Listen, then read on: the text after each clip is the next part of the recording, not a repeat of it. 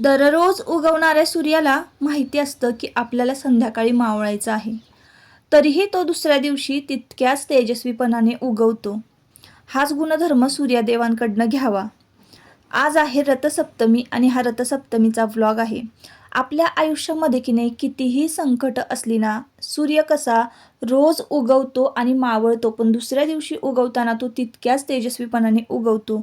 आपल्या आयुष्याचं सुद्धा तसं आहे. आपल्याला प्रत्येक दिवस, प्रत्येक सकाळ ही नववर्षासारखी असते आणि नव्याने मिळत असते. म्हणून आपण आपल्या आयुष्यातले दुःख विसरले पाहिजे, संकट विसरली पाहिजेत आणि काही ना काहीतरी या निसर्गाकडनं शिकलं पाहिजे.